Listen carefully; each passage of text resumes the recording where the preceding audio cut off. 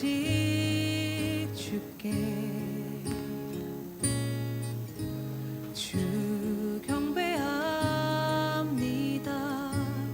다른 신 아닌 오직 주께 나의 모든 우상들 나의 보좌 모두 다 내려놓고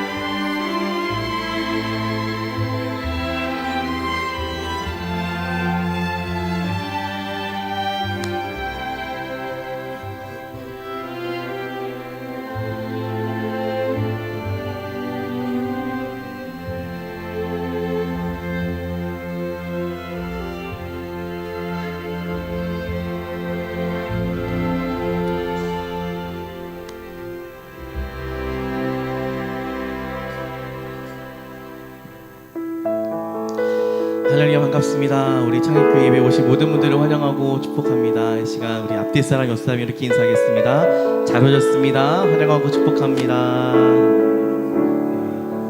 네. 뒷사람에게도 이렇게 인사하겠습니다. 함께 예배함이 기쁨입니다 라고 서로 고백하겠습니다. 아멘.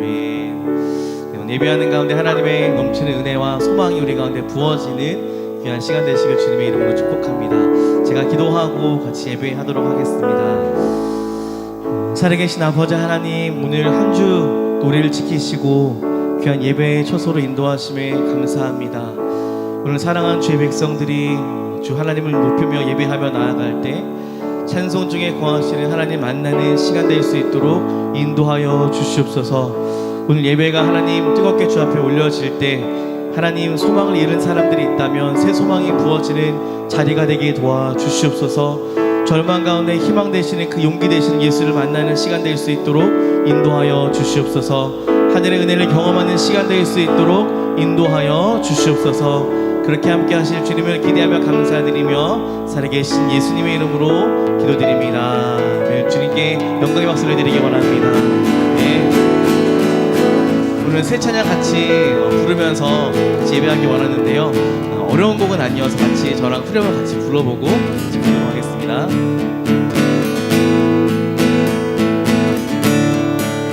예수님 때문에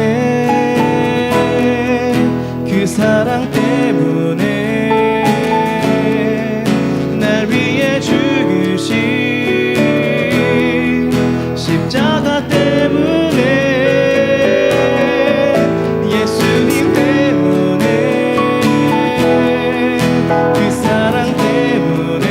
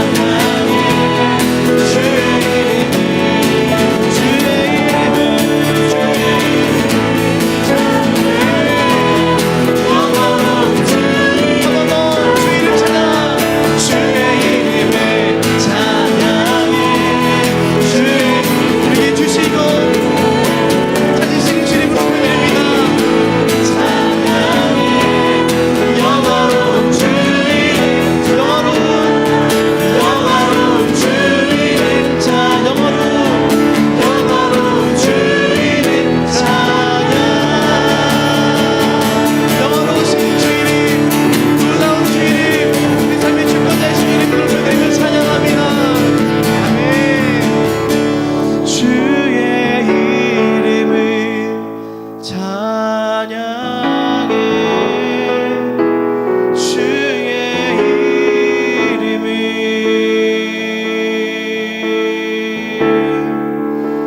주의 이름을 찬양해 영화로운 주 우리 왕 대신 주 이름을 높여드리면서 주 이름을 찬양합니다.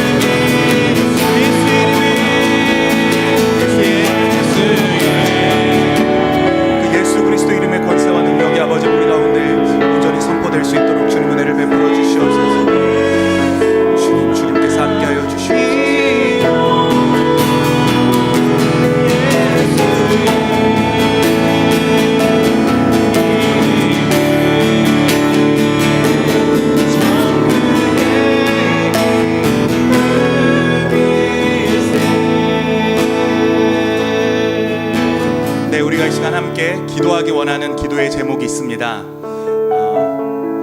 이번에 저희가 이제 9월 둘째 주에 우리 창일교회에서 침례 예식을 하게 되는데요.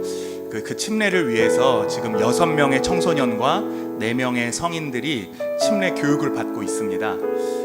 우리가 이 침례 예식이 얼마나 중요합니까? 그래서 이 모든 침례 교육을 받으시는 분들, 또 우리 창일교회 9월 둘째 주에 있을 침례식을 위해서 우리 함께 기도했으면 좋겠습니다.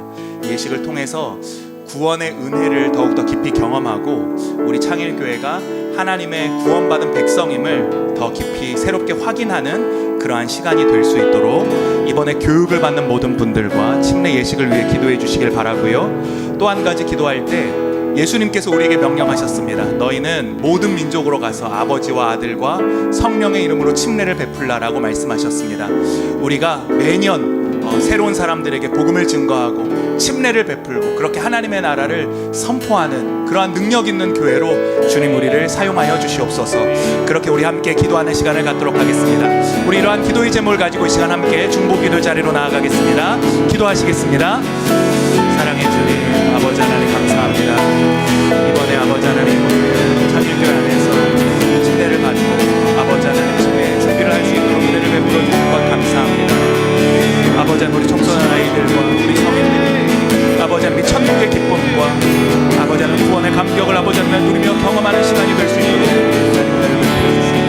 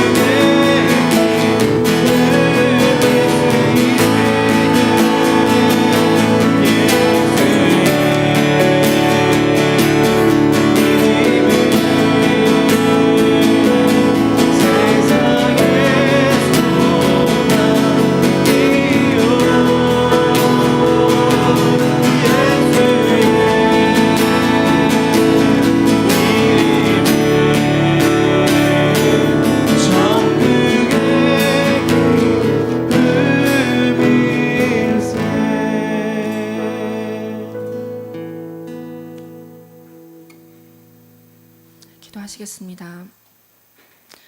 주께서 높이 들린 보좌에 앉으셨는데 그의 옷자락은 성전에 가득하였고 스랍들이 모시고 섰는데 각기 6날개가 있어 그 둘로는 자기의 얼굴을 가리었고 그 둘로는 자기의 발을 가리었고 그 둘로는 날며 서로 불러 이르되 거룩하다 거룩하다 거룩하다 만군의 여호와여 그의 영광이 온 땅에 충만하도다 하더라.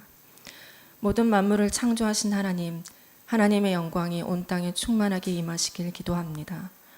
먼저 우리 각자의 삶에 임하시고 우리가 함께 드리는 이 예배 위에 임하여 주시고 주의 옷자락이 성전에 가득함 같이 이곳에 성령님의 임재가 가득하여 우리가 하나님의 거룩함 안에 드리는 진정한 예배자 되길 기도합니다. 여호와 샬롬, 평강이신 하나님이 불안하고 갇혀있는 우리의 삶에 평강의 하나님으로 임하여 주십시오. 하나님의 말씀을 듣고 순종함으로 살아가고자 하지만 여전히 육의 습성으로 인해 무너지는 우리를 불쌍히 여기시고 돌이킬 수 있는 은혜를 부어주십시오.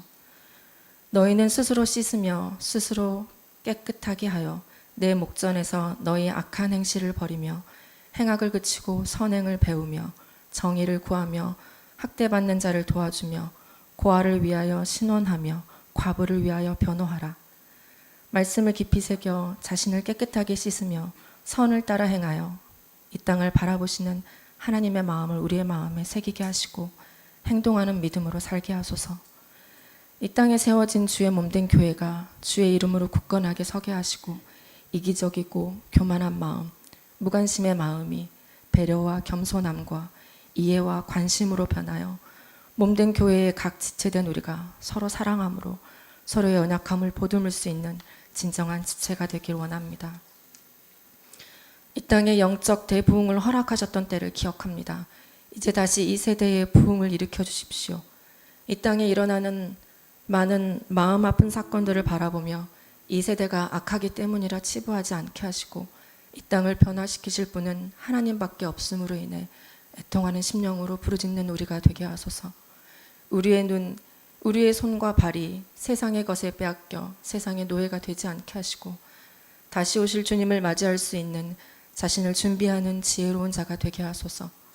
유아부터 초등, 청소년, 청년, 장년에 이르기까지 각 세대를 통해 일으키시고 세상을 향하여 주님의 이름을 선포하게 하소서.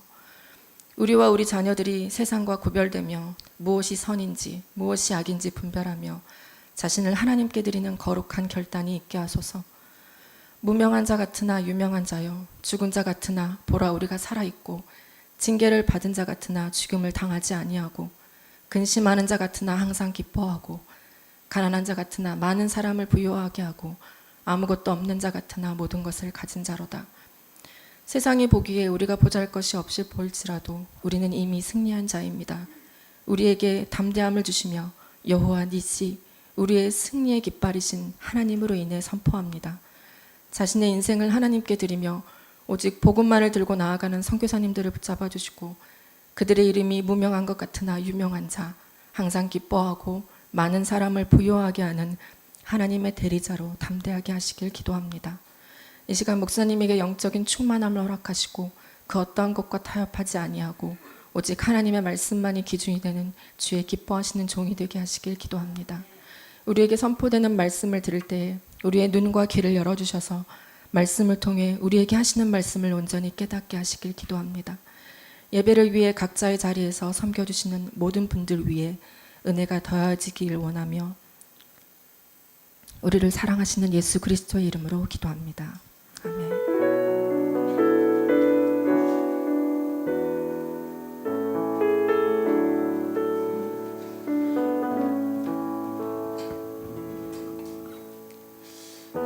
네, 오늘도 예배 자리에 나오신 여러분들을 주님의 이름으로 환영하고 축복합니다. 주님께서 우리와 함께 하시고 우리에게 은혜를 베풀어 주시는 줄 믿습니다. 우리 옆에 분에게 인사하겠습니다. 반갑습니다. 함께 예배 드리게 돼서 참 기쁘고 반갑습니다. 네, 우리 이렇게 인사하겠습니다. 네, 우리 예배 오랜만에 참여하신 분이 있는데요. 9월 13일 결혼할 우리 김연아 집사님, 조용한 집사님 아들 조인혁 형제 우리 예배에 함께 참여했습니다. 네, 반갑죠? 우리 환영의 박수 할까요?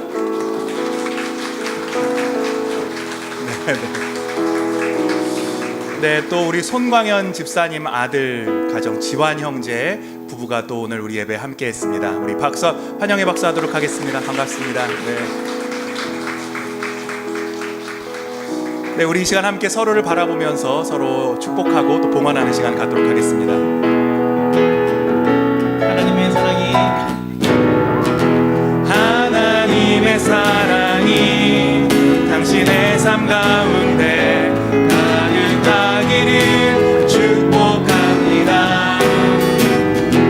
하나님의 은혜가 우리 가운데 가득하길 기도합니다. 하나님의 사랑이 당신의 삶 가운데 가득하기를 축복합니다. 하나님의 은혜가 우리 가운데 가득하길 기도합니다. 사랑의 주님이 날 사랑하시네. 내 모습 이대로 받으셨네. 사랑의 주님이 날 사랑하듯이 나도 널 사랑하며 섬기리. 나도 널 사랑하며 섬기리. 나도 널 사랑하며 섬기리. 박수로 서로 축복하겠습니다. 네, 기도하겠습니다. 사랑의 주님, 감사합니다. 우리 창일교회 성도들이 주님 앞에 나와 예배드리며 이 시간 함께 이 예물을 봉헌하게 하시니 감사합니다. 주님이 예물을 주님 앞에 올려드립니다. 주님께서 이 예물을 기쁘게 여겨주시고 또 이 예물 위에 은혜와 복을 덧입혀 주셔서 이 예물이 사용되는 곳마다 하나님의 놀라운 일들이 이루어질 수 있도록 주님께서 역사하여 주시옵소서. 하나님의 나라의 복음이 증거되고 또 예수 그리스도의 이름의 권세가 선포되며 주님의 교회가 세워지고 또 성령의 능력이 나타나는데 주님께서 이 예물을 사용하여 주시옵소서. 또한 이 예물을 드린 믿음으로 드린 손길을 주님께서 기억하여 주셔서 우리 사랑하는 창일교회 모든 성도들이 주님 안에서 늘 은혜와 평안을 누리는 삶을 살아갈 수 있도록 주님께서 축복하여 주시기를 간절히 빌고 원합니다. 기도하는 모든 기도의 제목들이 주님의 은혜 안에서 가장 아름답고 합당한 방법으로 응답되게 하여 주시옵소서. 우리의 자녀들이 이 어두운 세상 속에서 빛의 자녀들로서 거룩하고 진실하게 자랄 수 있도록 주님께서 지혜를 허락해 주시고 또 학업 중에 있는 자녀들, 특히 우리 입시 중에 있는 자녀들 주님께서 기억하여 주셔서 공부하는데 부족함 없도록 주님께서 함께하여 주시옵소서.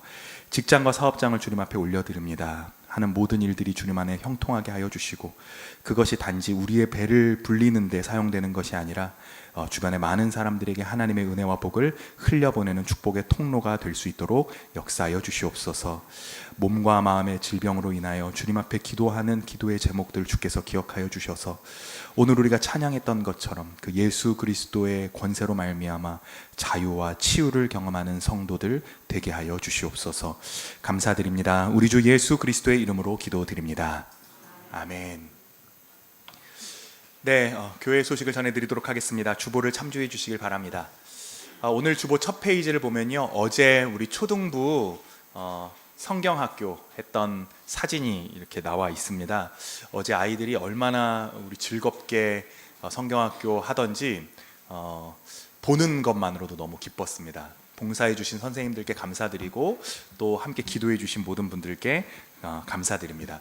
얘기를 들어보니까 오늘은 또 유치부에서 하루 성경학교를 한다고 해요. 옥상에서 물총놀이도 하고 뭐 한다고 하는데 여러분 우리 자녀들 위해서 항상 축복하며 기도해 주시기를 바랍니다. 네, 교회 소식 주보를 참조해 주시길 바랍니다. 다음 주는 우리 세대통합 예배로 진행이 됩니다. 기억을 해 주시길 바라고 광고 드렸던 것처럼 내일까지 새벽 기도회는 휴회하도록 하겠습니다. 화요일부터 본격적으로 새벽 기도회가 시작된다는 점 기억해 주시길 바랍니다. 돌아오는 금요 기도회는 줌 금요 기도회로 이제 진행이 됩니다. 많이 참여해 주시길 바라고요. 저희가 연초에 1년에 2번 정도 우리 특별 새벽 기도를 했으면 좋겠다 그렇게 이야기를 했는데요. 그래서 이제 연초에 신년 특별 새벽 기도를 했고 우리 9월이 돼서 이제 가을 특별 새벽 기도회를 하려고 합니다. 그래서 9월 1일부터 9월 6일 토요일까지 6일 동안 우리 특별 새벽 기도 하려고 하거든요. 여러분 제가 광고 드리는데 표정이 어두우시네요. 부담스러우신가요? 네, 저도 부담스럽습니다. 네. 제가 뭐 준비하는데 부담스러운 게 아니라 새벽 기도 한다고 이렇게 특별 새벽 기도 한다고 했는데 많은 분들 안 나오시면 제가 마음에 상심이 될 것 같아서 부담이 됩니다. 여러분들 결단하셔가지고 이 기간 동안 내가 이만큼 새벽 기도 참여하겠다 결단하셔서 함께 모여서 우리 기도로 이 가을 우리 새로운 시즌과 또 새로운 학기를 여는 그러한 특별 새벽 기도 시간이 됐으면 좋겠습니다. 저희 창일교회에서는 이제 제가 담임 목사로 부임한 이후에 9월, 10월 1년에 이제 2달은 말씀 묵상 기간으로 이제 보내고 있습니다. 물론 1년 12달 우리가 늘 말씀 묵상하지만 우리가 이제 가을이 되면 좀 말씀 묵상하는 일에 우리가 집중하면서 흐트러졌던 마음을 좀 가다듬자라는 의미로 말씀 묵상 기간을 보내게 되는데 그래서 올해에도 9월부터 10월 2달 동안 말씀 묵상 기간을 보내려고 합니다. 이번 말씀 묵상 기간의 주제는 매일 성경 매일 묵상 10+입니다. 여기서 말하는 10+라는 것은 하루에 10분 이상 묵상하자 라는 그런 의미고요. 부제는 10분 읽었수다라고 하네요. 네, 기간은 9월 8일부터 10월 31일까지고요. 매일매일 10분 이상씩 매일 성경을 가지고 말씀을 묵상한 후에 목장 카톡방에 이제 인증을 각자 남기는 겁니다. 단어나 문장이나 그림이나 사진 등 자유롭게 이제 목장 안에서 인증을 올려주시면 됩니다. 그래서 이제 서로 묵상을 독려하면 되고요. 또 여러분 매일매일 이제 묵상하는데 잊어버리지 않도록 말씀을 낭송해줄 나레이터들을 통해서 목장별로 이제 나레이터들을 선정해서 공지방에 이제 성경을 직접 읽어드리려고 해요. 그러면 그거 들으시면서 묵상하실 수 있도록 이제 도와드리려고 합니다. 자세한 방법, 구체적인 방법은 다음 시간에 더 구체적으로 말씀을 드리도록 하겠습니다. 저희가 말씀 묵상 기간을 시작하면서 첫 번째는 우리가 항상 그 시작하는 주에는 말씀 묵상 세미나를 하면서 이제 말씀 묵상 어떻게 하는지 우리가 방법도 배우고 말씀 묵상을 왜 해야 되는지 뭐 이유도 듣고 했는데요. 그래서 이번에 9월 7일 날 우리 말씀 묵상 기간이 시작되는 바로 전날인 9월 7일 날 우리 장로회 신학대학교에서 영성신학을 가르치셨던 유해룡 교수님께서 오셔서 말씀 묵상에 대해서 설교해 주시고 또 특강해 주시겠습니다.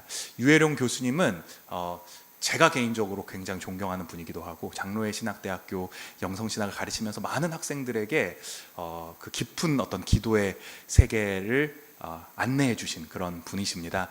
아마 아주 큰 은혜의 시간이 될 거라고 저는 확신합니다. 여러분 기도해 주시기를 바라고요.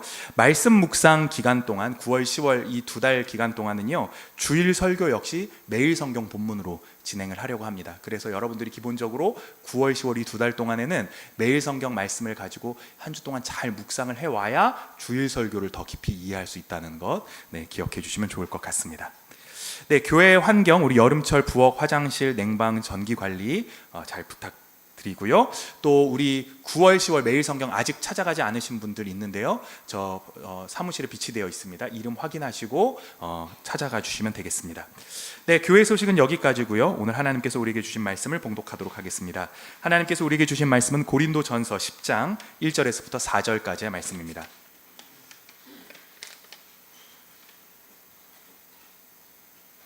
고린도전서 10장 1절에서부터 4절까지의 말씀을 제가 봉독해 드리도록 하겠습니다.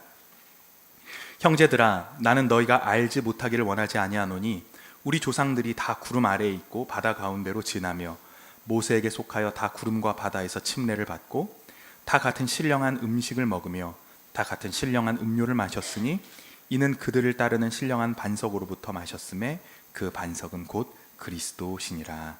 아멘. 기도하겠습니다. 하나님 감사합니다. 오늘도 우리가 주님의 말씀 앞에 서 있습니다. 말씀을 전하는 자나 말씀을 듣는 자나 주 안에서 하나가 되어 주님의 뜻을 깨닫고 또 새롭게 우리의 마음을 결단하는 귀한 시간이 되게 하여 주시옵소서. 우리에게 듣는 마음과 또 깨달을 수 있는 은혜를 허락하여 주실 줄 믿습니다. 우리 주 예수 그리스도의 이름으로 기도드립니다. 아멘. 네, 오늘도 너무나 좋으신 우리 주님의 은혜가 여러분들과 함께 하시기를 기원드립니다. 저는 여러분들과 물 가운데로 걸어오십시오 라는 제목으로 하나님의 말씀을 나누도록 하겠습니다. 제가 이제 창일교회 담임 목사가 돼서 저희 교회는 그동안 8월 달에 늘 이제 침례 예식을 했습니다.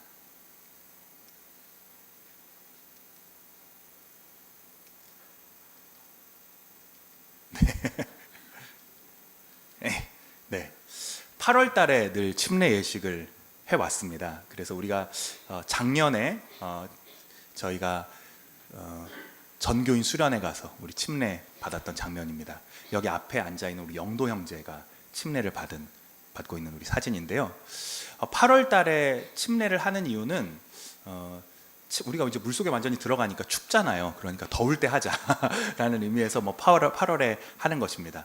그래서 요번에도 8월에 이제 침례를 하려고 8월 30일로 침례 예식을 정했다가 여러 가지 이유로 인해서 침례 날짜를 9월 둘째 주로 옮기게 됐습니다.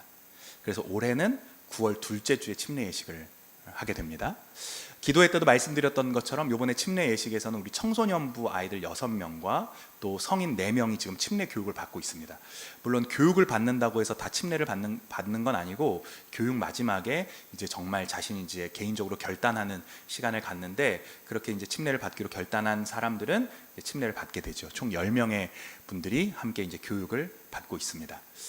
원래 8월 31일 날 하려고 했는데 2주가 미뤄졌어요. 그러다 보니까 이렇게 된 김에 이 기간 동안 침례 교육을 더욱더 힘쓰고 또 우리 성도들에게도 침례가 가진 의미를 다시 한번 설명해 드리는 것이 좋겠다 하는 그런 생각이 들었습니다. 그래서 오늘은 여러분들에게 침례의 의미에 대해서 조금 설명을 드릴까 합니다. 우리는 이제 창일교회는 침례교죠. 침례교는 이 침례를 굉장히 중요하게 여깁니다. 오죽하면 교단 이름이 침례교겠어요? 침례교인들은 침례교라는 이 예식을 지키기 위해서 목숨까지도 걸었던 사람들입니다. 침례를 굉장히 중요하게 여겼죠. 그래서 우리 창일교회 성도들도 침례를 굉장히 소중하게 여기고 또 침례 의미를 중요하게 받아들이고 있습니다. 단지 교단 때문에 그런 것뿐만 아니라 우리 김달련 목사님께서 목회하시는 동안 그렇게 여러분들을 가르치셨기 때문에 또 그런 영향도 있으실 겁니다. 김달련 목사님께서는 목회하시는 동안 성도들에게 침례가 얼마나 중요한 건지, 또 침례 안에 담겨 있는 그 성경적인 신학적인 의미들을 잘 설명해 주셨죠. 그래서 특별히 다른 침례교회보다 우리 창일교회 성도들은 침례를 더 소중하게 생각하고 아주 중요하게 여기는 그러한 모습들을 보게 됩니다. 침례를 소중하게 여기고 또 그 의미를 중요하게 받아들이는 것, 그것은 참 아름다운 일이라고 할 수 있습니다. 오늘은 이러한 우리 창일교회가 그동안 계승해 왔던 그러한 침례에 대한 소중한 전통들을 잘 계승하면서도 동시에 우리가 침례의 의미에 대해서 신학적으로 좀 더 정교하게 한번 생각해 보는 시간을 가지려고 합니다. 그래서 오늘 설교는 때 설교와 좀 다르게 다소 좀 신학적일 수 있습니다. 그래서 어떤 분들에게는 좀 어렵게 느껴질 수도 있고 딱딱하게 느껴질 수도 있는데, 그래도 제가 잘 한번 해보겠습니다. 네, 잘 귀를 기울여 주시길 바라고, 오늘 이 설교를 들으면 그저 단순히 침례란 이런 것이구나 라는 것을 넘어서서 기독교 신앙이라는 것은 이런 것이구나, 기독교 신앙이 무엇인지 좀 이해하고 더 기독교 신앙에 대한 이해가 깊어지는 그러한 시간이 될 것이라고 저는 확신합니다. 네, 하나님께서 은혜를 베풀어 주길 바라고, 특별히 오늘 백성일 목사님이 휴가 중이셔가지고 청소년부 아이들이 저 뒤에서 설교를 듣고 있어요. 그래서 제가 더 부담스럽습니다. 더 쉽고 재미있게 잘해야 된다라는 마음이 있는데, 여러분 잘 귀를 기울여 주셔서 침례가 어떤 의미인지, 또 신앙이라는 것이 어떤 의미가 있는지 오늘 우리가 함께 생각해 보는 시간을 좀 가졌으면 좋겠습니다. 첫 번째는 우리 침례의 의미에 대해서 한번 생각해 보겠습니다. 다른 교단, 예를 들면 장로교나 감리교나 성결교회에서 신앙생활 하시다가 오신 분들은 침례라는 말 자체가 다소 낯설게 느껴지실지도 모르겠습니다. 다른 교단에서는 세례라고 하죠. 세례라는 것은 무엇입니까? 세례라는 것은 머리에 물을 뿌리는 예식입니다. 그렇죠? 머리에 일반적으로 성부와 성자와 성령의 이름으로 물을 3번 뿌리게 되죠. 그런데 성경에 세례라고 번역되어 있는 헬라어 단어 밥티조라는 단어는 단순히 머리에 물을 뿌리는 것이 아니라 물에 잠기는 것을 의미하는 것입니다. 물에 완전히 잠기는 것. 그래서 예수님께서 세례를 받으셨다, 침례를 받으셨다라고 할 때 그냥 예수님 머리에 물을 3번 끼얹었다라는 의미가 아니라 예수님께서 요단강 안에 완전히 들어갔다가 나오셨다라는 그러한 의미죠. 물에 몸을 완전히 담그는 것을 의미합니다. 그래서 침례교는 이것을 강조하는 거예요. 머리에 물을 뿌리는 것으로 그치는 것이 아니라 물에 완전히 몸이 담겨야 된다라는 걸 강조하죠. 이걸 왜 그렇게 강조하는 걸까요? 왜 강조하는 걸까요? 물에 몸이 잠기는 것, 그것이 바로 죽음을 상징하는 것이기 때문입니다. 우리가 침례를 받을 때 몸이 완전히 물속에 들어가죠. 그러면 우리는 그것을 죽음을 의미하는 것입니다. 그리고 나서 우리가 물속에서 다시 일으킴을 받게 되는데, 그러면 그것은 새롭게 태어나는 것, 부활을 상징하는 것이죠. 그래서 이 침례라는 것, 물속에 들어갔다가 나오는 이 예식 자체가 죽음과 부활, 그리스도 안에서 그리스도와 함께 죽고 함께 살아가는 이 그리스도 안에서 일어나는 신비한 연합을 상징하는 것이기 때문에 그냥 물을 머리에 붓는 것으로는 부족하다는 거예요. 그래서 물에 몸을 완전히 담궈야 된다는 것입니다. 그렇게 우리가 예수 그리스도 안에서 나는 죽고 내가 새롭게 태어났다라는 것을 다짐하고 모든 회중 앞에서 고백하는 것, 그것이 바로 침례입니다. 침례교는 이 예식을 강조한 거예요. 물속에 완전 들어가야 된다는 것을. 그래서 지금도 우리 창일교회뿐만 아니라 침례교회에서는 완전히 이제 물속에 몸을 담그는 이 침례 예식으로 이제 침례식을 하고 있습니다. 죽음과 부활을 상징하는 것이죠. 그래서 우리가 침례를 받을 때 이제 나의 과거 옛사람은 죽고 내가 그리스도와 함께 새로 태어나서 내가 주님과 함께 이제 이 삶을 걸어 나가겠습니다, 이렇게 다짐하는 것입니다. 침례를 받는 사람들에게는 이런 다짐이 있어야 됩니다. 여러분들도 침례 받으실 때 그러한 결단과 다짐이 있으셨나요? 없으셨습니까? 그런 결단과 다짐, 그게 중요한 거예요. 제가 처음에 창일교회에 와서 첫 침례 예식을 집례할 때 침례를 받았던 분이 계신데, 여기 형도 형제님이 앞에 앉아 계신데, 그때 이제 제가 집례했던 첫 침례 예식이었어요. 그때 이제 다 이제 모여 서서 자기 간증을, 개인적인 간증을 했습니다. 우리 창일교회는 침례 받을 때 간증하잖아요. 간증을 하는데 그때 형도 형제가 했던 그 간증의 고백이 제가 굉장히 인상적이었어요. 그때 형도 형제가 뭐라고 이야기했냐면, 기억하실지 모르겠지만 자기의 어떤 경험들을 이야기한 다음에 마지막에 이렇게 고백하더라고요. 하나님, 이제 제가 침례를 받습니다. 앞으로 이 사랑하는 아들을 더욱더 강하게 연단해 주십시오. 그렇게 고백하더라고요. 제가 침례 받는 분이 이렇게 고백하는 건 제가 처음 봤어요. 그러니까 이제 나는 내 뜻대로 살아가는 게 아니라 주님 뜻대로 살아가겠다. 그러니 주님 저를 강하게 연단시켜 주시고, 제가 잘못된 길로 걸어갈 때는 저를 때려서라도 올바른 길로 저를 인도해 주십시오. 그렇게 고백하는 그런 의미 아닌가요? 그러한 의미로 그런 고백을 하는 것입니다.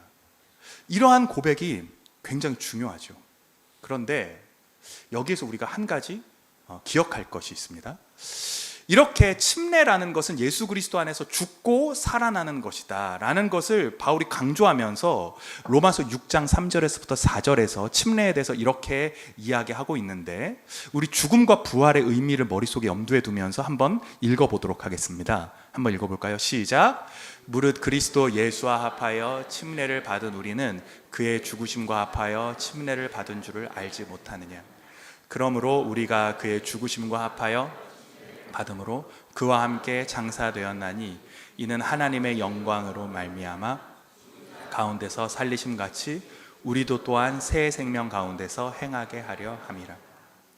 여기에 보면 바울은 우리가 침례를 받을 때 그의 죽으심과 합하여 침례를 받고 장사가 되어서 죽은 자 가운데 살리심 같이 우리도 또한 새 생명 가운데 행하게 된다라고 침례의 의미를 분명하게 이야기해 주고 있습니다. 침례는 그리스도 안에서 내가 죽고 이제 새로운 삶을 살아가겠습니다라는 믿음의 선포이자 다짐이자 고백인 것입니다. 그러한 믿음의 선포와 다짐과 고백이 있는 사람이 침례를 받는 것이죠. 그런데 여기에서만 그쳐서는 안 됩니다. 우리가 한 가지 더 기억을 해야 될 것이 있는데요, 침례에는 능동적인 의미가 있고 수동적인 의미가 있어요. 능동적인 의미라는 것은 이제 내가 앞으로 예수님을 믿고 나는 죽고 내가 주님의 길을 따라가는 믿음의 길을 걸어가겠습니다 라는 그러한 의미가 능동적인 의미일 것입니다. 그런데 여러분, 우리가 우리의 결단, 우리의 의지, 이것을 믿을 수 있습니까? 믿을 수 없죠. 만약에 침례라는 것이 우리의 결단으로 받는 것이라고 한다면 우리 중에 침례를 받을 수 있는 사람 아무도 없을 것입니다. 왜냐하면 우리의 결단과 우리의 의지는 늘 흔들리기 마련이기 때문이에요. 내가 예수님을 믿고 주님의 길을 걸어가겠다고 다짐을 하지만 정작 우리가 삶을 살아가게 될 때 얼마나 많은 시험에 빠지고 또 마음이 흔들리고 신앙이 흔들리는 것을 경험하게 됩니까? 그렇죠? 그래서 이 믿음이라는 것은 능동적인 의미가 있지만 동시에 수동적인 의미가 있습니다. 바울은 로마서에서 침례라는 것이 예수 그리스도와 함께 죽었다가 다시 살아나는 것을 의미하는 것이다라고 이야기하지만 동시에 갈라디아서 말씀을 보면 침례의 의미를 또한 이렇게 이야기하고 있습니다. 같이 한번 읽어볼까요? 시작. 누구든지 그리스도와 합하기 위하여 침례를 받은 자는 그리스도로 옷 입었느니라. 어떻게 된다고요? 그리스도로 옷을 입었다. 우리가 그리스도로 옷을 입는다고 할 때 그 옷을 입혀주시는 분은 누구십니까? 하나님이시죠. 하나님. 우리는 비록 부족한 죄인이지만 우리는 연약하지만 우리의 의지와 우리의 결단은 흔들리기 마련이지만 그럼에도 불구하고 그러한 우리의 연약한 모습, 죄인된 모습, 부족한 모습을 주님께서 긍휼히 여기시면서 예수 그리스도의 의로 우리를 덮어주신다는 것입니다. 용서해 주신다는 것이죠. 그렇기 때문에 이 침례라는 것은 내가 이제 예수님과 함께 죽고 예수님과 함께 살겠습니다라는 결단의 의미도 있지만 동시에 주님, 저에게는 그럴 수 있는 힘이 없습니다. 저에게는 이 삶을 살아갈 수 있는 능력이 없습니다. 저에게는 주님의 은혜가 필요합니다. 주님의 붙잡으심이 필요합니다. 주님, 저를 붙잡아 주십시오 라는 은혜에 대한 고백의 의미가 이 안에 담겨 있다라는 것입니다. 여기에서 우리가 굉장히 중요한 사실 한 가지를 알게 되는데요, 교회라는 곳은 어떤 곳이냐? 이 교회라는 공동체는 의인들의 공동체가 아닙니다. 교회는 의인들의 공동체가 아니고 의인들의 공동체가 되어서도 안 됩니다. 교회는 하나님의 은혜와 자비를 의지하는 용서받은 죄인들의 공동체입니다.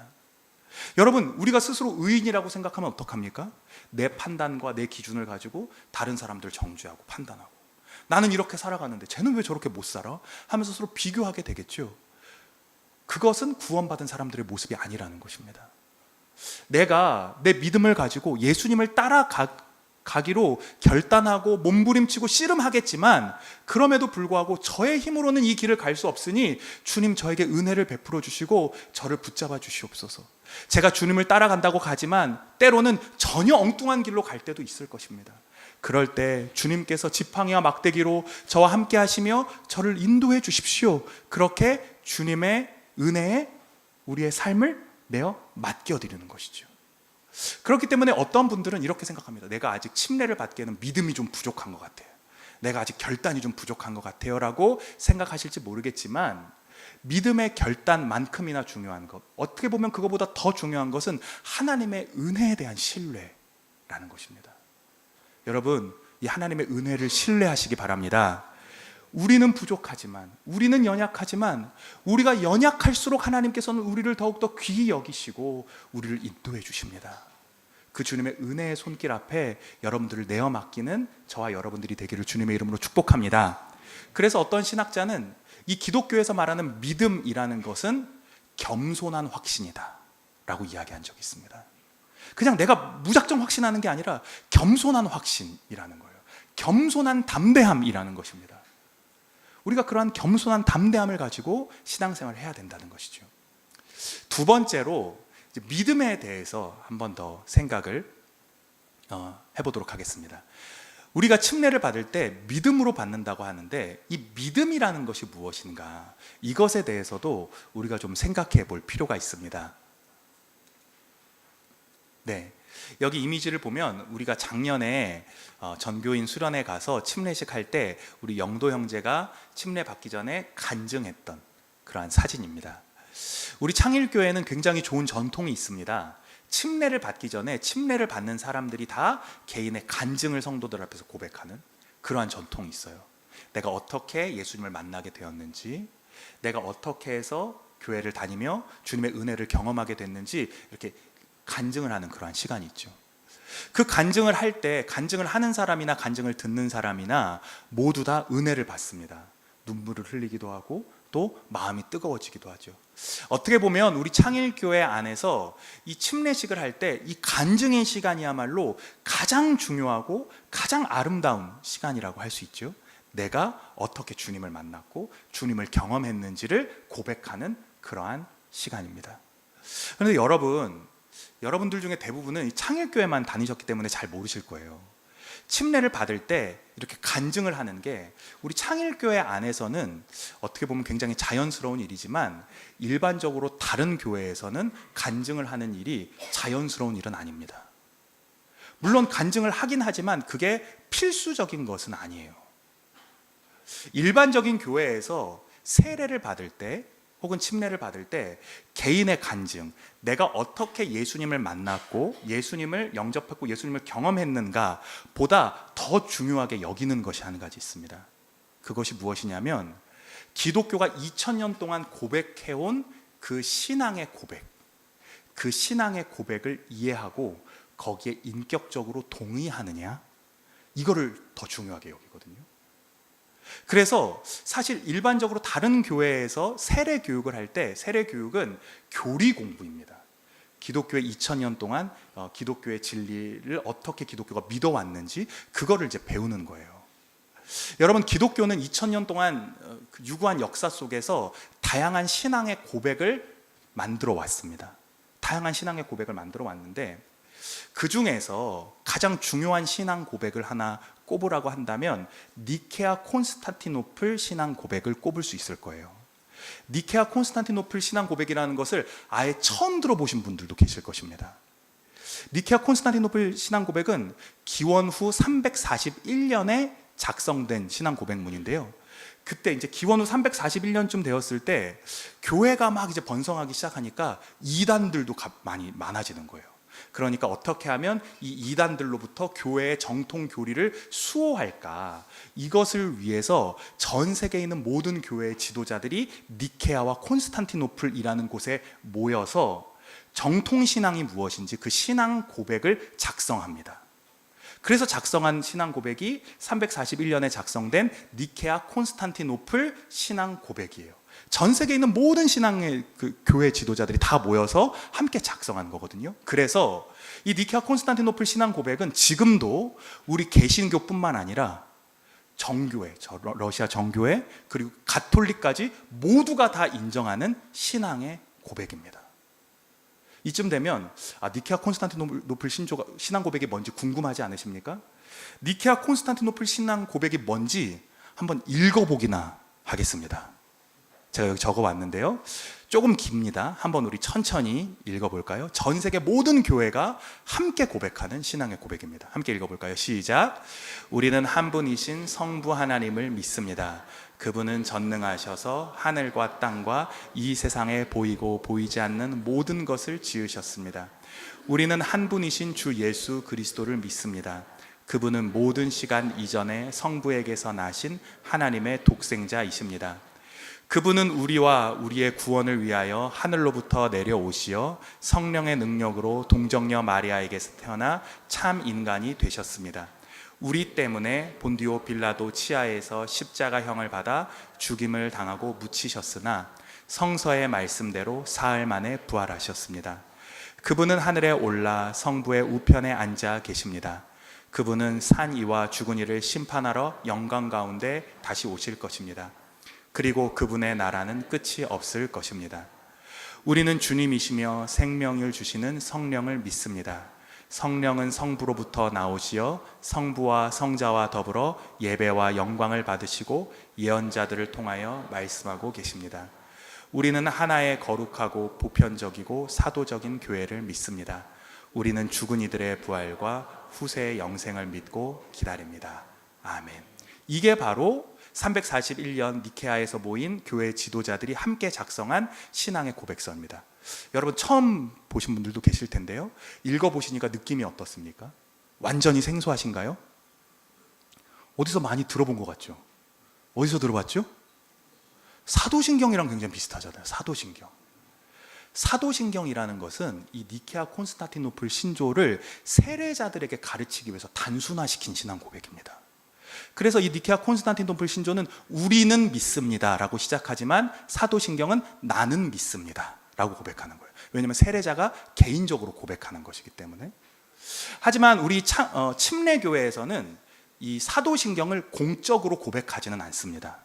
거기에는 몇 가지 이유가 있는데, 첫 번째는 사도신경이 성경에 나오지 않는다는 이유 때문이기도 하고, 두 번째는 개인의 어떤 신앙의 고백을 강조하는 우리 침례교회의 분위기상 어떠한 신앙 고백을 그냥 기계적으로 암송한다는 것에 대한 거부감, 그런 것 때문에 예배 시간에 사도신경을 고백하지는 않아요. 우리가 사도신경을 고백하진 않지만, 그리고 니케아 콘스탄티노플 신조를 우리가 예배 시간마다 고백하지는 않지만, 그럼에도 불구하고 우리가 기억해야 될 것이 한 가지 있다는 것입니다. 그것은 무엇입니까?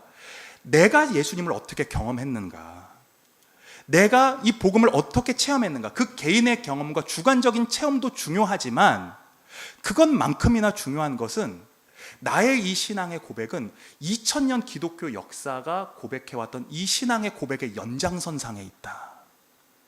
나는 그 고백을 함께 하고 있는 것이다 라는 의식이 중요하다는 것입니다. 그래서 로안 윌리엄스라는 분은 신뢰하는 삶이라는 책에서, 이 책이 이제 그 세례자, 침례자들을 위해서 만든 책인데, 이 책에서 믿음이라는 것을 이렇게 정의하고 있습니다. 믿는다는 것은 궁극적으로 나도 그들이 있는 그 세계에 들어가 살기를 원합니다. 그들이 아는 것을 나도 알기를 원합니다. 그들이 마시는 샘에서 같은 샘물을 마시기를 원합니다라고 결단하는 것입니다. 이런 의미라고 합니다. 그러니까 믿음이라는 것은 내가 무엇을 경험했는가, 내가 무엇을 체험했는가의 차원이기 이전에 2000년 기독교 역사 속에서 수많은 그리스도인들이 함께 고백하고 경험해온 그것, 내가 그것을 함께 경험하고 싶고, 내가 그 샘물에서 함께 우물을 마시고 싶습니다. 그들이 알고 있는 것을 나도 알기를 원합니다 라고 고백하는 역사적인 의미가 있다는 것입니다. 아까도 말씀드렸지만 비슷한 고백을 하시는 분들이 있어요. 내가 침례를 받아야 되는데 간증을 하라고 하니까 부담스러운 거예요. 나는 특별한 체험을 하는 게 없는데, 누구는 기도하면서 어떤 체험도 하고 신비한 체험도 했다고 하는데 나는 그러한 체험을 한 적이 없는데, 나는 체험을 한 적이 없으니까 침례를 받을 때가 아닌 거 아닌가 생각하실지도 모르겠어요. 그런데 개인의 체험보다 더 중요한 게 뭐라고요? 교회가 고백해온 이 신앙의 고백, 공적인 신앙의 고백에 내가 인격적으로 동의하고 그것을 내가 고백하는가, 그것이 중요하다는 것입니다. 그리고 내가 그것을 인격적으로 고백하며 그 신앙의 길을 걸어갈 때 수많은 그리스도인들이 경험했던 그 경험들은 추후에 따라오게 된다라는 것이죠. 그러니 여러분, 특별한 경험이 없다고 해서, 신비한 경험을 내가 못했다고 해서 나는 침례받을 자격이 안 되나 봐 라고 생각하시지 마시기 바랍니다. 기독교가 소중히 간직해온 이 신앙의 고백을 내가 인격적으로 고백하고, 내가 이것을 더 알기를 원하고, 내가 이 길을 함께 걸어가기 원합니다라고 고백하시는 분들은 누구나 침례를 받을 수 있고, 그러한 분들은 그 이후에 더 많은 경험들을 할 수 있게 된다 하는 것이죠. 마지막 세 번째 여러분들에게 말씀드릴 것은, 침례는 몇 번 받아야 하느냐 하는 것입니다. 침례는 한 번 받는 것일까요? 두 번 받는 것일까요? 혹은 여러 번 받는 것일까요? 일단 이 내용을 알려면 과거의 어떤 역사적인 상황을 알아야 됩니다. 고대와 중세에는요, 사람들이 다 유아 세례를 받았어요. 알고 계시죠? 모든 사람들이 태어나면 적어도 기독교 국가에서는 유아 세례를 다 받았습니다. 유아 세례라는 것은 지금 우리가 누군가 태어나면 동사무소 가서 출생신고 하잖아요. 그런 것처럼 누군가 태어나면 교회에서 출생신고하는 게 유아 세례였어요. 그러니까 누구나 형식적으로 다 유아 세례를 받았습니다. 그런데 침례교인들이 봤을 때 이 유아 세례는 인정할 수가 없는 거예요. 왜냐? 침례라는 것은 예수님을 개인적으로 믿고 고백하는 사람이 받는 건데, 유아는 예수님을 고백할 수가 있어요, 없어요? 없잖아요. 그렇기 때문에 유아 세례를 인정할 수가 없었습니다. 그래서 침례교인들은 유아 세례를 받은 사람들에게 다시 침례를 줬어요. 너가 너의 신앙을 개인적으로 고백해라. 그리고 고백한 사람들에게 다시 침례를 주었습니다. 그러니까 세례를 몇 번 받은 거예요? 유아 세례 받고 침례 받고 두 번 받는 거잖아요. 그래서 이 침례교인들은 그 당시에 재세례파라는 오명을 쓰면서 그 당시 엄청나게 많은 박해를 받았습니다. 이것 때문에. 그래서 심지어 순교를 당한 사람들도 굉장히 많이 있어요. 여러분, 침례교는 지금도 유아 세례를 인정하지 않습니다. 다른 교회에서 유아 세례를 받고 오신 분들은 반드시 침례교 안에서 침례를 다시 받으셔야 됩니다. 왜냐하면 믿음의 결단이 중요하기 때문에. 그런데 이런 경우가 있겠죠. 나는 유아 세례를 받지 않고 나는 성인 세례를 받았는데, 커서. 그러면 침례교회에 와서 침례를 다시 받아야 될까요? 이렇게 물어보시는 분 계십니다. 여러분 한번 생각해 보십시오. 다른 교단에서 그냥 성인 세례를 받으셨어요. 그리고 침례교회를 오면 침례를 다시 받아야 되는 걸까요? 안 받아도 되는 걸까요? 모르시겠나요? 이것을 이해하기 위해서 고대에 있었던 좀 재미있는 논쟁 하나를 소개해 드리도록 하겠습니다. 인효론, 사효론 논쟁이라는 것인데, 옛날에 이런 일이 있었어요. 이제 사람들이 예수님을 믿고 세례를 받잖아요. 세례를 받는데 기독교의 대박해의 시기가 찾아왔습니다. 박해의 시기가. 박해 시기가 찾아오니까 박해를 피해서 어떤 사람들은 예수님을 믿는 신앙을 포기하고 배교자가 되는 사람들이 생긴 거예요. 배교자. 그러니까 예수님을 부인한 배교자들이 생겼습니다. 우리가 있는데 박해가 생겨서 어떤 사람들이 이제 배교를 하기 시작한 거예요. 한번 생각해 보십시오. 어떤 사람이 배교를 했구나. 마음이 얼마나 안타까워요. 그런데 성도가 배교를 하는 건 그나마 괜찮아요. 문제는 뭡니까? 목회자가 배교를 하면 문제가 복잡해지는 거예요. 왜 문제가 복잡해지냐? 내가 이강일 목사님한테 세례를 받았단 말이에요. 근데 이강일 목사님이 박해 때문에 배교를 했어. 예수님을 부인했어. 그러면 내가 배교자한테 세례를 받은 거잖아요. 얼마나 찝찝해요. 그러면 내가 세례 다시 받아야 되나? 이런 생각이 들 수밖에 없다고요.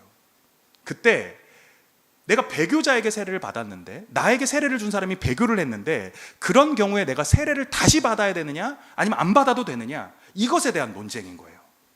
인효론을 주장한 사람들, 여기서 인이라는 건 사람인이고 효는 효과할 때 효입니다. 인효론을 주장한 사람들은 이 세례, 침례의 효과라는 것은 그것을 베푸는 사람에게 있다. 그 베푸는 사람의 신앙에 있다는 거예요. 그래서 만약에 세례를 베푼 사람이 배교를 했다면 어떻게 해야 돼요? 다시 받아야 돼요. 다시 받아야 돼요. 반면에 사효론을 주장한 사람, 여기서 사라는 건 이제 성사할 때 그 사자인데, 사건할 때 사자입니다. 사람에게 효과가 나타나는 것이 아니라 성부와 성자와 성령의 이름으로 베풀어진 그 예식 자체에 효과가 있다는 거예요. 그걸 베풀었던 사람이 배교를 하지 않든 상관없이 삼위일체 하나님의 이름으로 침례가 베풀어졌다는 것이 중요하다는 것입니다. 이럴 경우에는 침례를 다시 받아야 될까요? 받지 말아야 될까요? 안 받아도 되겠죠. 그래서 인효론과 사효론, 이 두 가지 주장을 한 사람들이 논쟁을 했습니다. 논쟁을 하다가 한쪽이 정통신앙으로 인정을 받았어요. 어떤 쪽이 정통신앙으로 인정을 받았을까요? 맞춰보십시오. 인효론이 맞는 것 같다. 사효론이 맞는 것 같다. 네, 맞습니다. 사효론이 정통신앙으로 인정을 받았어요.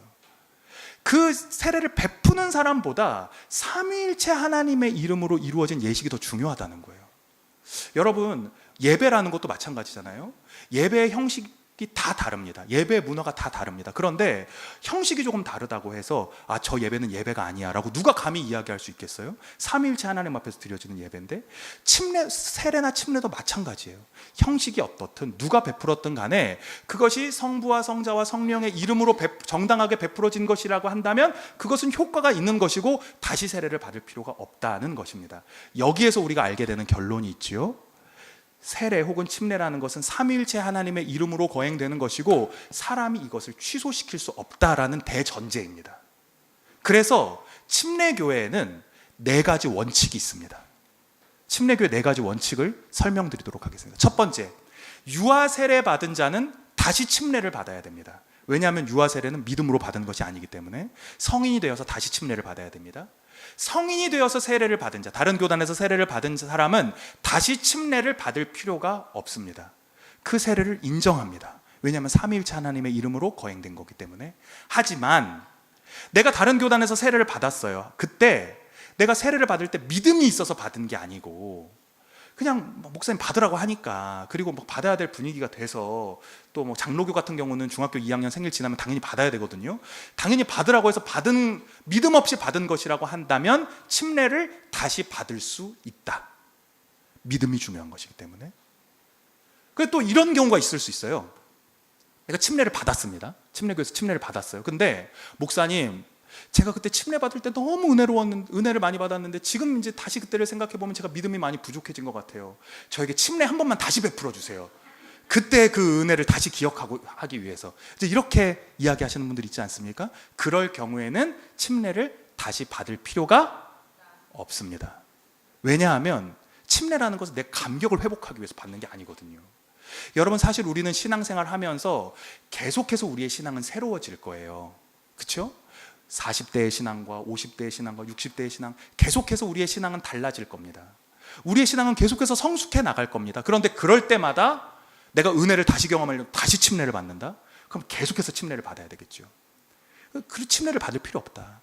그때 내가 비록 부족하게 침례를 받았지만 그것도 하나님의 은혜였구나라는 것을 기억하면 됩니다. 그런데 그래도 좀 아쉬움이 남으시는 분들이 있을 것 같아요. 내가 다른 사람 침례 받는 거 보니까 나도 저렇게 좀 감격적으로 침례를 받았으면 좋았을 텐데 저는 아무것도 모르고 침례 받았어요. 저 침례 한번 더 베풀어 주세요. 이렇게 말씀하시는 분들이 있을지도 모르겠는데, 이것은 다른 교단도 마찬가지예요. 세례를 내가 받았지만 세례의 감격을 다시 한번 경험하고 싶어 하시는 분들이 있습니다. 그래서 그런 분들을 위해서 요즘에 교회에서 많이 하는 예식이 있습니다. 어떤 예식이냐면 언약의 갱신이라는 예식이에요. 여기 보면 사람들이 앞에 나와서 물에 손을 담고 머리와 가슴에 묻히고 있죠. 누군가가 공식으로 세례를 주는 게 아니라 사람들이 일렬로 서서 물에 손을 담그고 자기 머리와 가슴에 물을 묻힌 다음에 저는 침례받은 자입니다 라고 고백하는 겁니다. 그래서 자기가 침례받은 사람이라는 사실을 거듭 기억하는 거예요. 이러한 예식을 통해서 내가 침례받은 자다라는 사실을 기억하며 그 감격을 새롭게 하는 예식이 바로 언약의 갱신 예식입니다. 아직 저도 한 번도 해본 적 없지만 여러분들이 원하시면 이런 언약 갱신 예식을 통해서 침례의 감격을 우리가 다시 한번 경험하고 내가 누구인지를 기억할 수 있는 시간을 갖는 것도 좋을 것 같습니다. 샤갈이라는 사람이 그린 홍해 도야라는 그림이에요. 홍해를 건너는 이스라엘 백성들의 모습입니다. 오늘 우리가 이제 고린도전서 10장 말씀을 읽었는데요. 말씀을 정리하도록 하겠습니다. 오늘 본문은 유대인들이 과거에 이집트에서 탈출해서 홍해를 건넌 사건을 가르쳐서 바울이 그들이 바다에서 침례를 받았다라고 소개하고 있습니다. 재밌지 않습니까? 이스라엘 백성들이 이집트에서 나와서 홍해를 건널 때 이스라엘 백성들은 지금 자신들이 침례를 받고 있다고는 생각하지 않았을 것입니다. 왜냐하면 구약 시대에는 침례라는 예식이 없었기 때문입니다. 하지만 바울은 이스라엘 백성들이 애굽에서 나와서 그 홍해를 건너는 그 사건이 바로 침례의 사건이었다고 분명히 말합니다. 왜 그렇습니까? 비록 이스라엘 백성들은 지금 자신들에게 어떠한 일이 일어나고 있는지 다 알지 못하지만 그럼에도 불구하고 홍해를 건너고 있는 그 순간은 하나님의 백성이 되어서 새로운 여정이 시작되는 순간이기 때문입니다.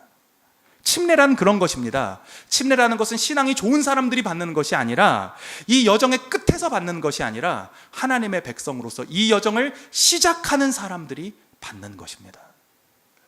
이번에 침례 교육을 받는 4명의 성인과 6명의 청소년들 역시 이 여정의 시작에 서 있습니다.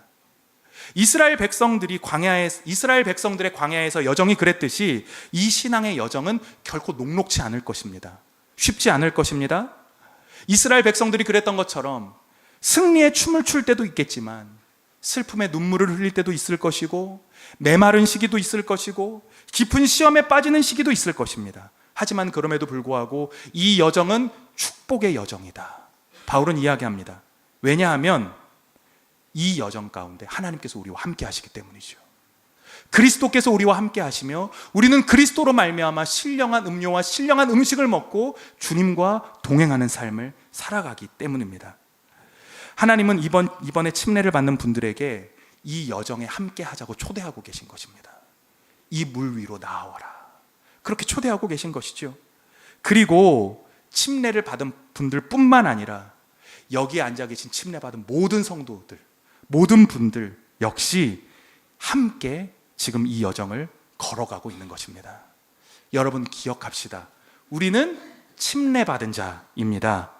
이 놀라운 사실을 잊지 않고 주님과 동행하는 믿음의 여정을 걸어가는 저와 여러분들이 되기를 주님의 이름으로 축복합니다. 기도하겠습니다.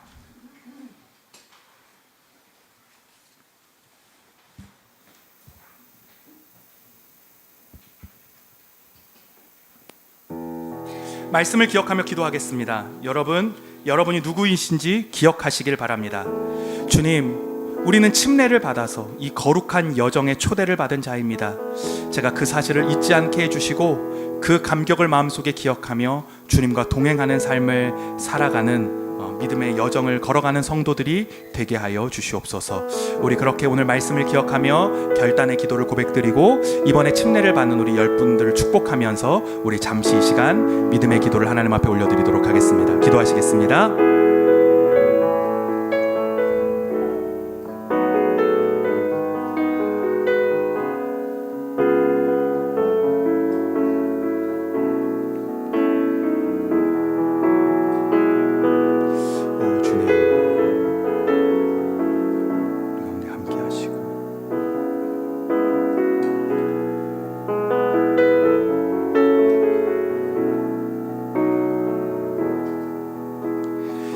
주님, 오늘 우리는 침례의 의미를 다시금 깊이 묵상했습니다.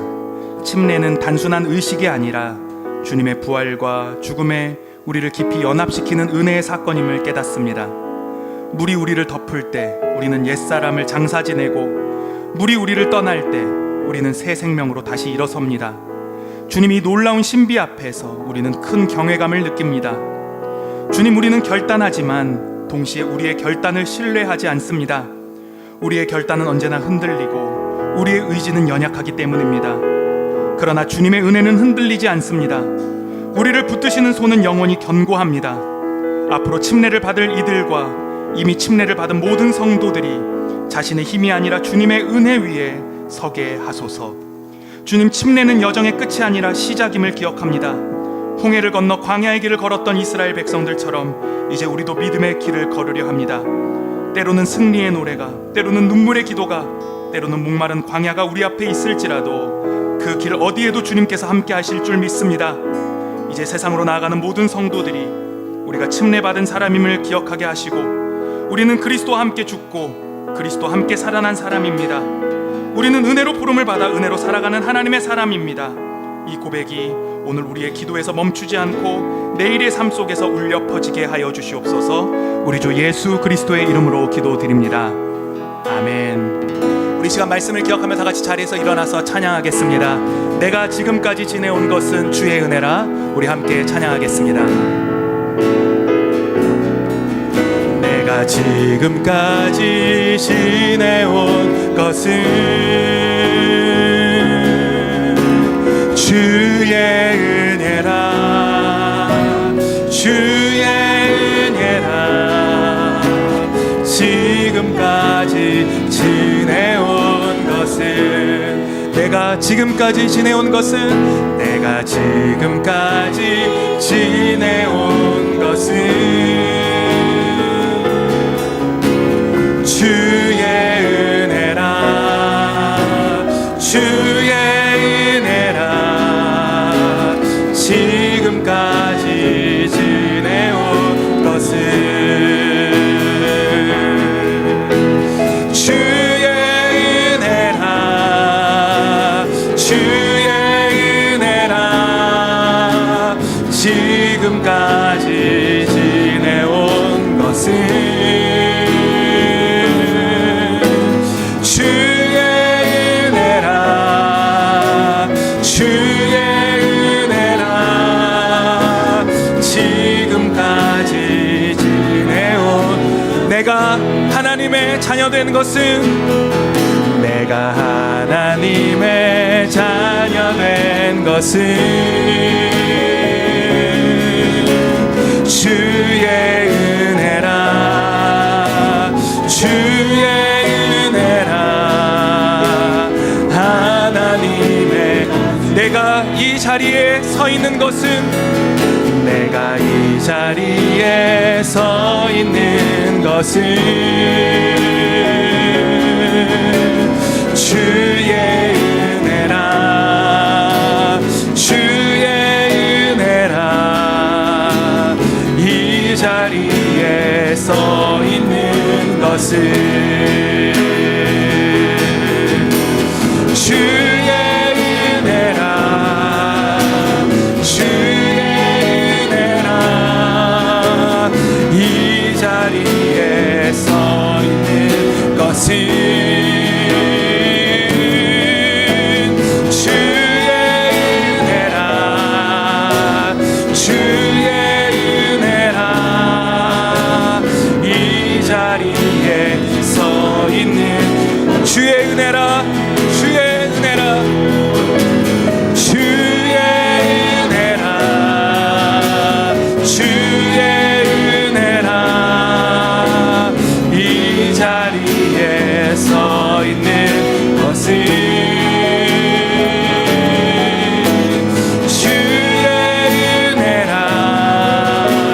주의 은혜라. 이 자리에 서 있는 것은.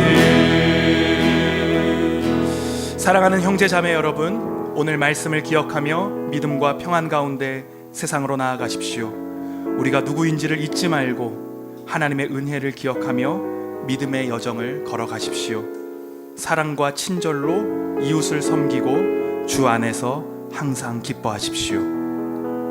이제는 우리 주 예수 그리스도의 은혜와 하나님의 그 크신 사랑하심과 성령의 교통하심이 내가 누구인지를 기억하며 침례받은 자로서 기쁘게 이 믿음의 여정을 걸어나가기로 결단하고 다짐하는 사랑하는 장일교회 모든 성도들의 삶과 가정과 자녀들과 직장과 삶의 터전 위에, 그리고 지금도 세계 곳곳에 흩어져 예수 그리스도께서 명령하신 대로 모든 민족을 제자 삼아 아버지와 아들과 성령의 이름으로 침례를 베풀고 제자를 삼고 있는 선교사님들과 그 교회와 성도들 위해 이제로부터 영원토록 함께 하시기를 간절히 축원하옵나이다. 아멘.